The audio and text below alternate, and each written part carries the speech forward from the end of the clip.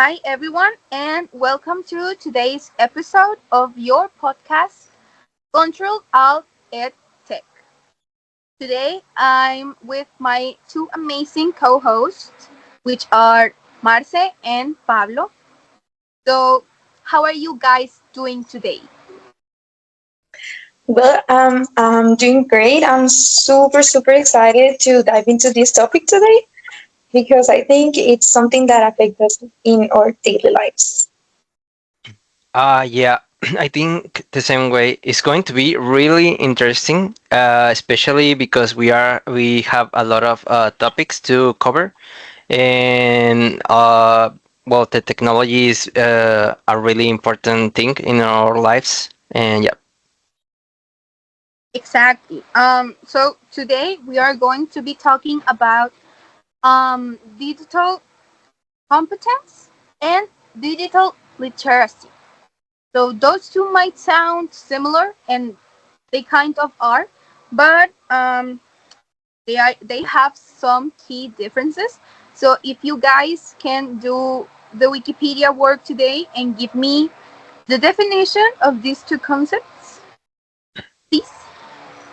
Yes, digital competence is essentially about being confident and capable to using these digital tools.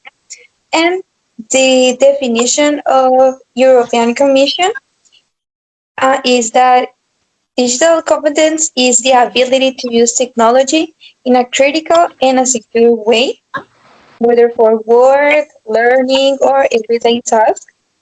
Um, we can think about it like tech savvy. Right.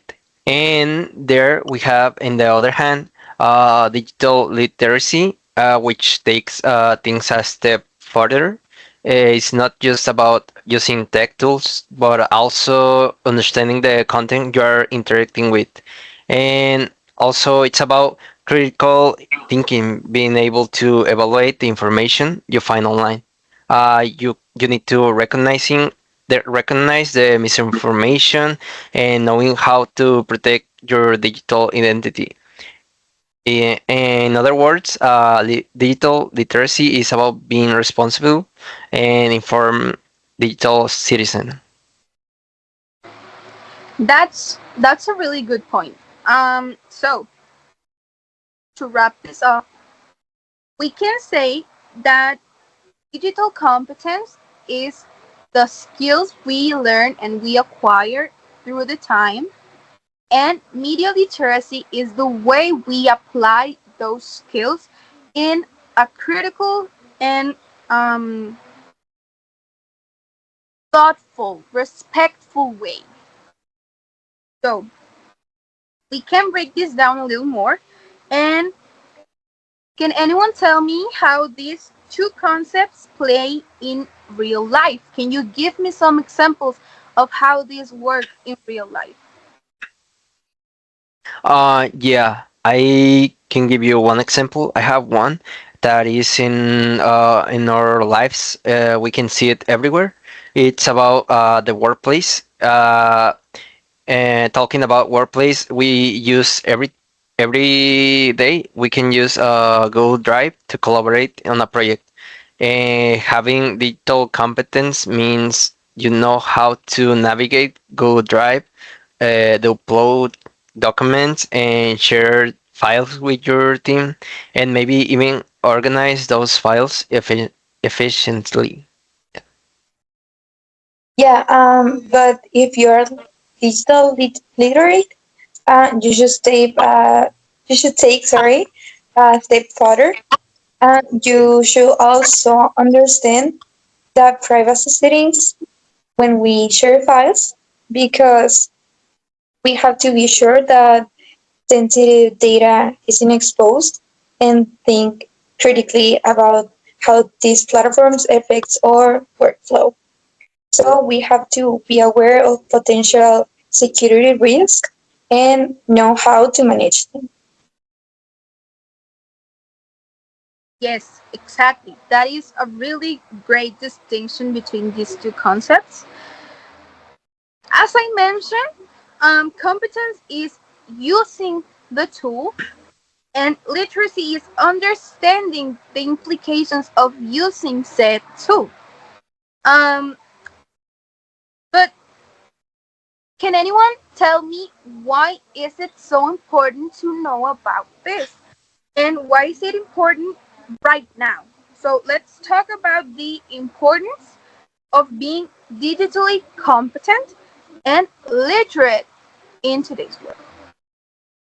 Okay, well, we live in a world where technology is everywhere. So, whether we are talking about the job market, we are nearly every day, every profession requires some level of tech, like how how use them. Um, we use it like navigating in daily life or banking online or even booking in a doctor's appointments. So if you are not digitally competent, you're going to fall behind and quickly. So yes, you don't have to be an expert, but you should learn about. Yeah, that's it exactly.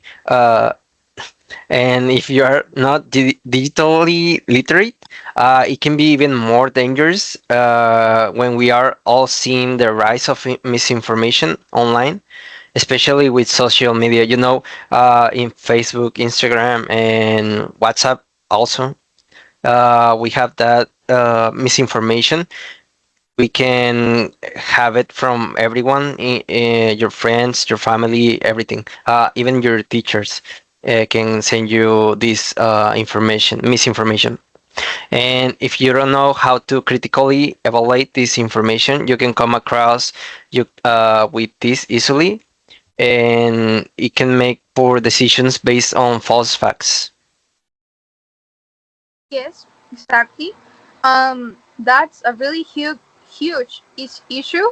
I mean, how many times haven't we seen our parents or our grandma sending a fake note that you know it's fake, but they don't know because they aren't media trained. They don't have this literacy and this competence to double check the note or the new. So it's really easy to just take things at face value because I mean, who wants to read a whole article about something if you can just see the picture and say that's it? Um, so today it is very essential that we have this literacy and we know how to apply it. So how can people improve their digital competence and literacy? So let's give our listeners some tips and advices on how to improve this. Okay, one important advice is continuous learning. There are tons of free resources out there in internet like YouTube tutorials or online courses through platforms like Coursera or like Udemy. There are a lot. So as I said, you don't have to be an expert in every tech tool, but you should stay open to learn the basics at least of the new tools as soon as they emerge. Yeah, that's really true. And I have to add that it's also important to practice critical thinking when you are online in, yeah, like I said, Facebook, Instagram, WhatsApp, or Google. You cannot just accept everything you read as a truth, and you need to take the time to fact check before you are clicking something or using that information for something you're gonna use, like work for your school or something. And you need to ask yourself if it is credible, and that's a good habit. Is A good habit is to always double check information before sharing it. Yes, great points. And I just want to add a little tip. You have to make sure you're protecting your digital footprint. If you don't know what a digital footprint is, um, let's say you upload a TikTok 5 years ago, and then you blow up on TikTok, and then you are famous on TikTok. Everyone is going to look at that TikTok from 5 years ago and make fun of you. That is digital footprint. So you have to be really careful. Um, Even if you are not famous, even if you don't do it publicly, there are many things that you don't know you are accepting. For example, in privacy policies, you have to um, protect your information. Please, for the love of God, do not post any personal information. Secure your passwords. Put a different password in every account. Don't use the same for everything. And um, you have, as I said, you have to understand privacy policies. Because, for example, there was a case in, I don't know what state, but a couple went to Disney. They gave them, they bought something, a meal, and they said that the meal didn't have peanuts or any allergen that is common, at least. And the woman went with it, ate that, and then sadly passed away because it did have peanuts. So the husband tried to sue Disney, and the company or the lawyer said you can't sue Disney because you have a Disney Plus account from 5 years ago where you accepted that you cannot sue Disney. And where was that? In the terms and conditions and in the privacy policy. So be careful. Be really careful. Um, Exactly. Uh, in this digital era, it's not just like about what you can do online. You have to know how to do it safely and responsibly because there are so much danger out there.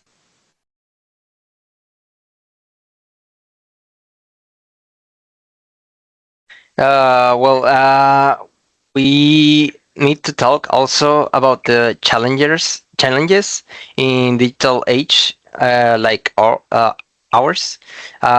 This digital age is really complicated, and we need to digital divide, and is definitely one of the biggest challenges. Not everyone has access to technology, and even if they do, they might not have the education to use it effectively. This is especially true for marginalized communities or older adults. Yeah, and even for those who have the access, the rapid pace of change can be like overwhelming. With these new apps, tools, platforms are constantly emerging, so it's hard to keep up. And it can make feel people like left behind or resistant to adopting new technologies. But yeah, it's important they continue learning. yes. Well, we cannot forget cybersecurity threats. As we become more reliant to technology and to these apps and online websites, we also become more vulnerable to cyber attacks, scams, for example, and data breaches. So there's this constant need to stay informed about how to protect ourselves, as I said before. Yeah. Well, now speaking of the future, what do you both think that there are the next big trends in digital competence and literacy are going to be like in 10 years or maybe 15 years? What do you think? Me personally, I think artificial intelligence is going to be huge as AI tools become more common in everyday use. in our lives. People, we need to understand how these systems works and their limitations and their ethical implications. Yeah, and let's not forget about the virtual reality. These technologies are already being used in education or healthcare or entertainment. So it's only a matter of time before they become integrated to our daily lives, like the cell phones. Maybe talking about virtual reality, maybe not everyone, sorry, can have one of these like plans, but maybe in the future they can. Yeah, absolutely. As we've seen in our class, the future is completely digital, and we cannot stop that. And um, the more we equip ourselves and we acquire ourselves these skills, the more the better we can be, the better prepared we can be to fight against these challenges that we said before. And with that, we are wrapping up this conversation. Thank you so much for joining us today.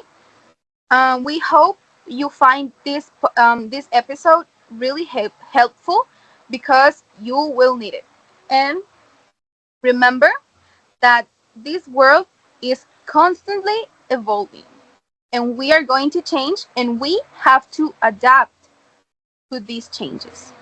So it's very important to stay informed, critical, and most importantly, safe. Yeah, and don't forget where you're just like starting your build your digital skills, or if you are already like a tech savvy, there's always more to learn. That's exactly.